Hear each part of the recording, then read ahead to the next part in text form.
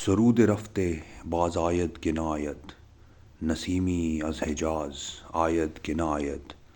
سرآمد روزگار این فقیری، دگر دنائے راز آید کنایت. سرود رفتہ، سرود کہتے ہیں نغمے کو، ترانے کو، اینتھم کو، اور رفتہ گزرا ہوا، پرانا، یعنی سرود رفتہ کا مطلب یہ ہوگا گزرا ہوا ترانہ. باز آید دوبارہ آنے کو کہتے ہیں، کہ نایت آئے یا نہ آئے.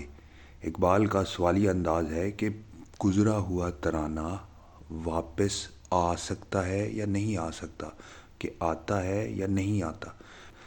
مسلمانوں کی وہ شان و شوکت جو ماضی میں مسلمانوں کی پہچان رہی ہے، وہ اب آئے واپس کہ نہ آئے یہ مجھے نہیں معلوم. نسیمی از حجاز آید کہ نہ آید. نسیم کہتے ہیں صبح کی ٹھنڈی ہوا کو، از حجاز، حجاز سے.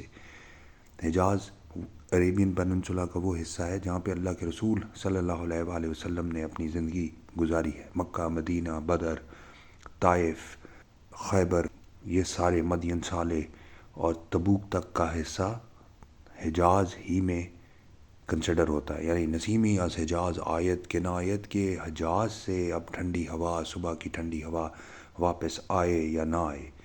سرآمد روزگار این فقیری. سرآمد کا مطلب اختتام پر پہنچنا، کمپلیٹ ہونا.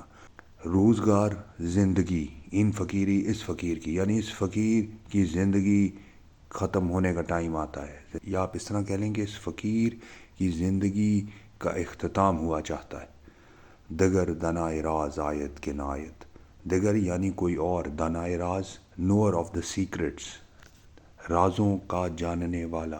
آیت کے نہ آیت وہی جو پہلے دو مصروں میں استعمال ہوا ہے کہ آتا ہے یا نہیں آتا.